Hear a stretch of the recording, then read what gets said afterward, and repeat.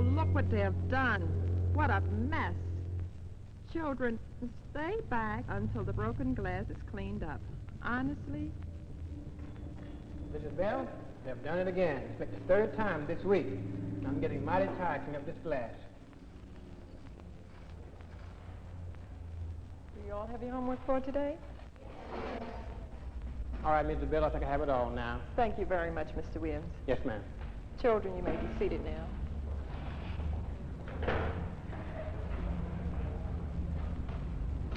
Children, up to this point, we've talked about the colonists and why they left England. But everybody's eyes this way. Children, up to this point, we've talked about the colonists and how they left England and why they left England. Today, we're going to talk about some of the things they did when they came to America. We're ready now to come together and share information with each other. We are ready to share information with each other. We are ready to share information with each other.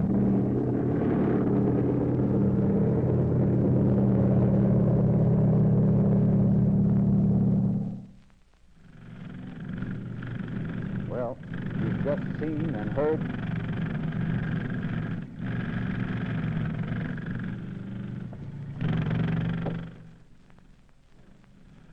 You've just seen and heard the problem. Is that any way to have to teach a class? Obviously no. But let me give you some facts on the scope of the problem. Schools all over the nation are wrestling with the problems of vandalism and noise pollution. Let's discuss the problems one at a time and then consider solutions. Let's take the problem of vandalism first. Over 80% of the nation's school administrators list vandalism as a top priority problem. 80%. Broken glass, broken equipment, fire damage. Here are some astounding figures. In one recent year, the city of Chicago spent over $2 million replacing broken glass in schools. That's right, over $2 million. Skipping around the country. Los Angeles, California, $653,000. Washington, D.C., $477,000. Baltimore, Maryland, $314,000. New York City, over $1 million.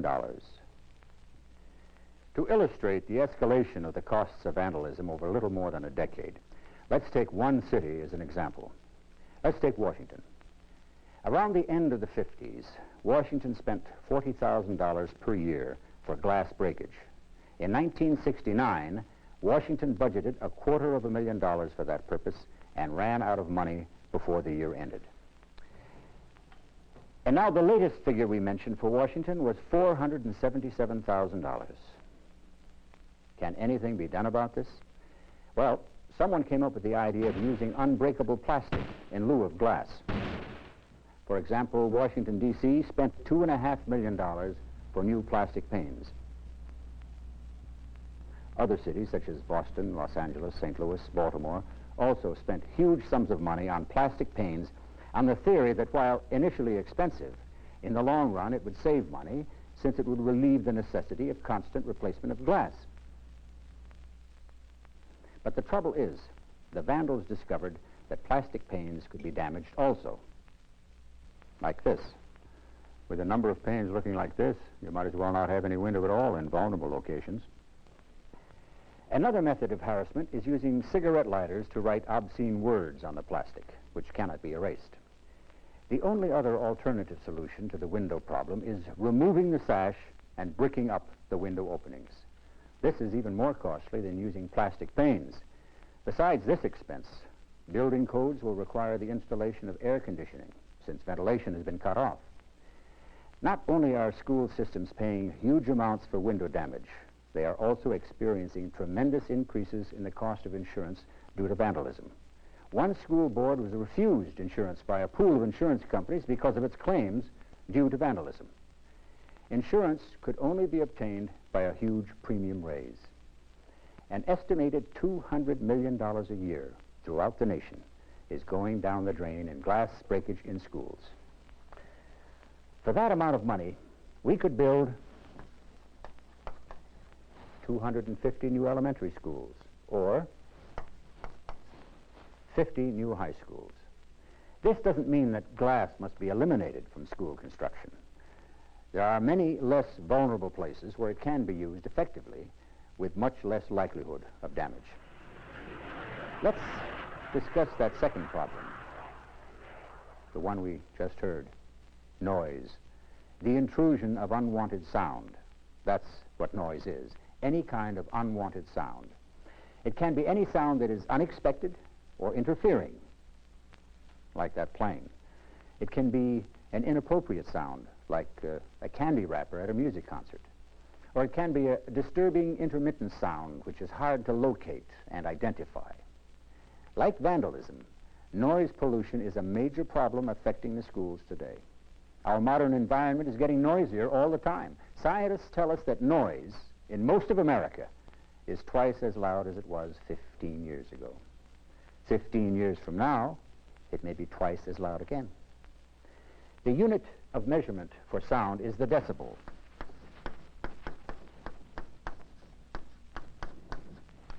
Or dB. 0 decibels represents the beginning of audible sound for a healthy young set of ears. Human hearing ability can range from 0 to 130 dB. Average busy street noise is about 60 to 70 dB. A truck produces around 80 to 90 dB.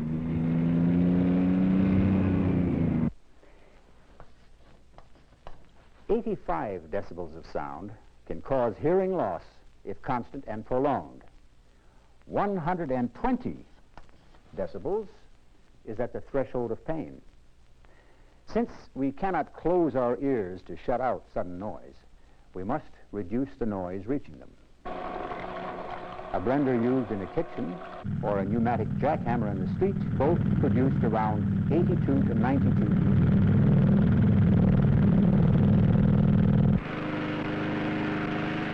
A power lawnmower or an outboard motor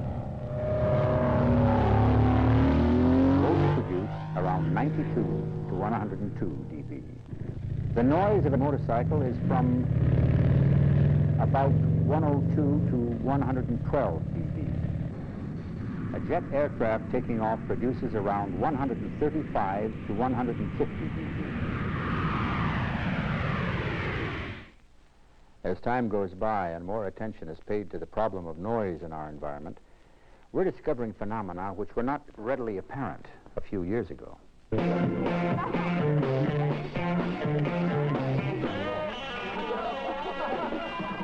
This popular loud rock music has a doubly bad effect upon its listeners. It has both a physical and a mental effect.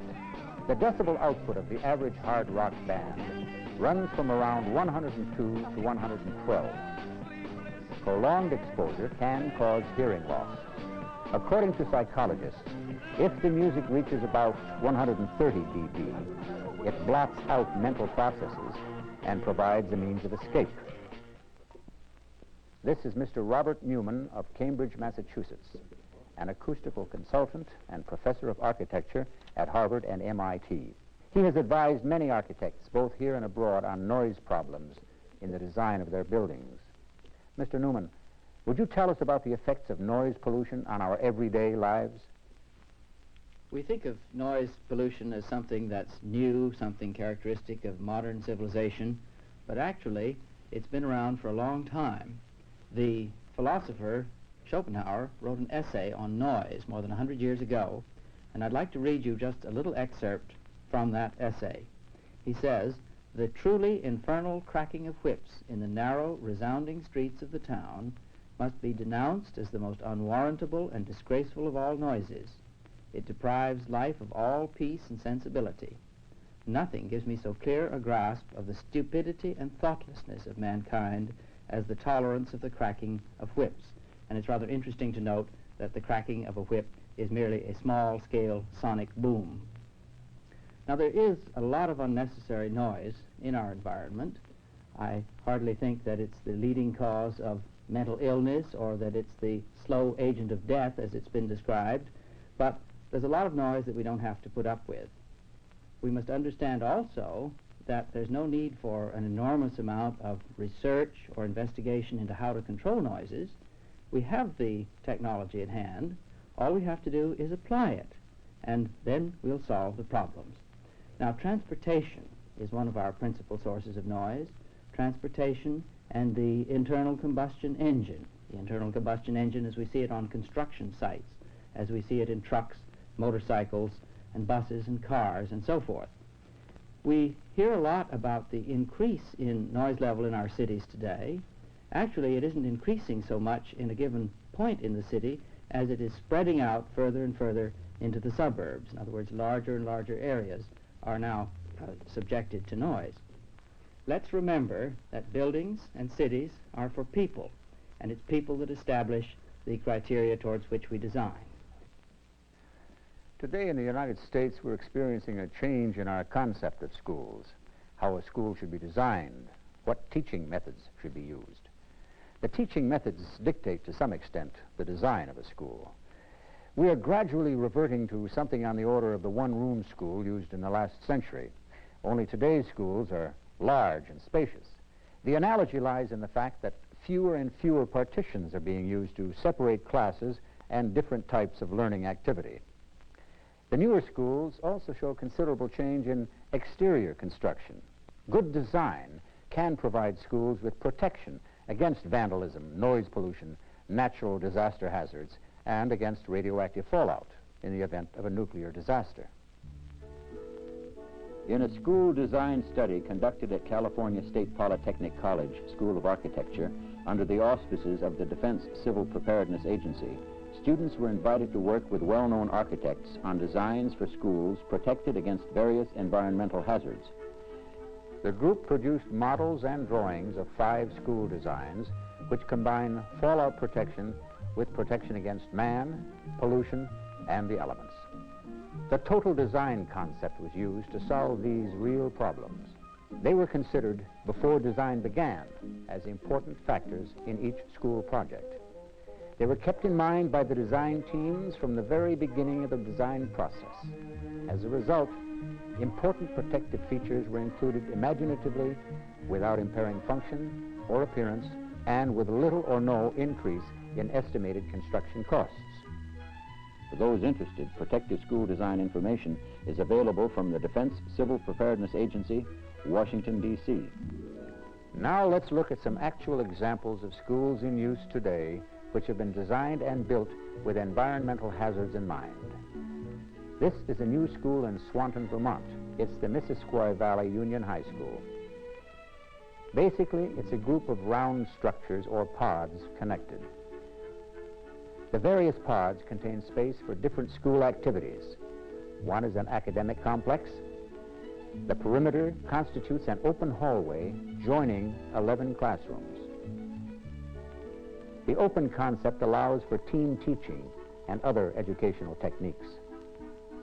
Notice the absence of windows in vulnerable locations and the massive design of the walls.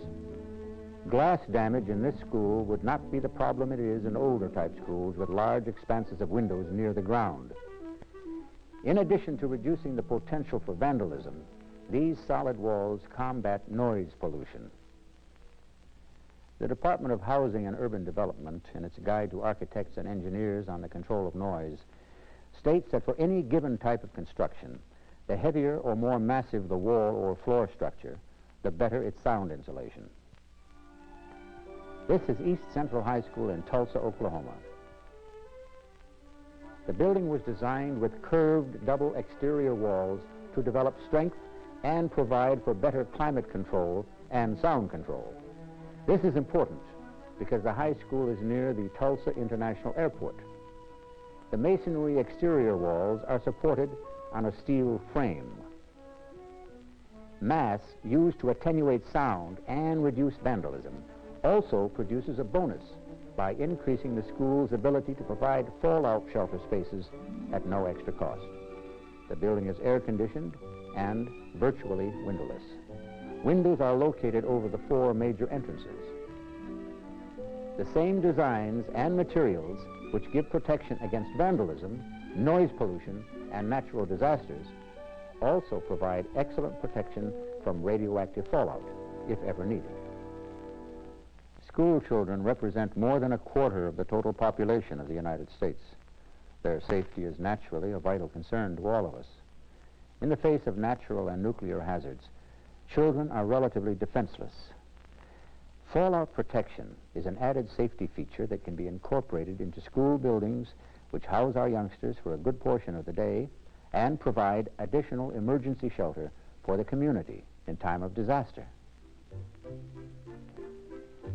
The Nathan Hale Intermediate School of Crestwood, Illinois, is located in an area which occasionally experiences tornadoes.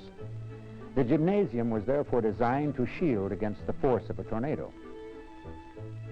A folded plate roof of concrete and brick-faced concrete walls provide the desired protection. The design for tornado protection needed only minor additional considerations to meet fallout protection requirements as well. This is Lamar High School, Lamar, Colorado. Here we see strong masonry and brick construction. This facility can double as a fallout shelter if necessary. Notice the minimal window area at vulnerable locations. No vandalism potential here. At Conway, Arkansas, they were running out of open space on the campus of Hendrix College. When the college built a new library, it was put below ground to preserve a quadrangle. The results, the added bonus of no vandalism, noise pollution, or natural disaster problems, and of course, plenty of fallout protection. This is the new Walbrook High School in Baltimore, Maryland. The massive type of construction shown here affords ample protection against noise pollution, vandalism, the natural elements, and would provide excellent protection against fallout radiation.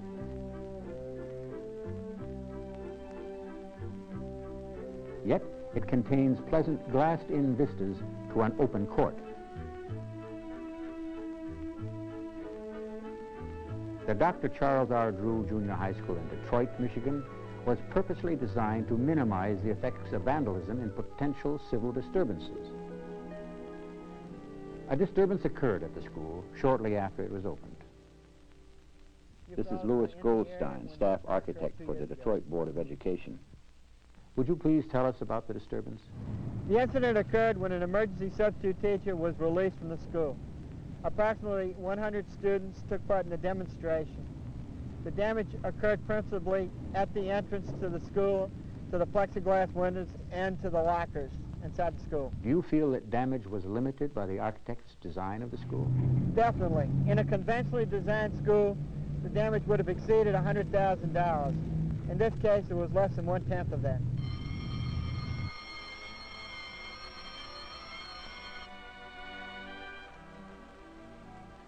With vision, judgment, and common sense, today's architect can solve for the educator the problems created by environmental hazards. We can give for our children a pleasant and protective environment for education.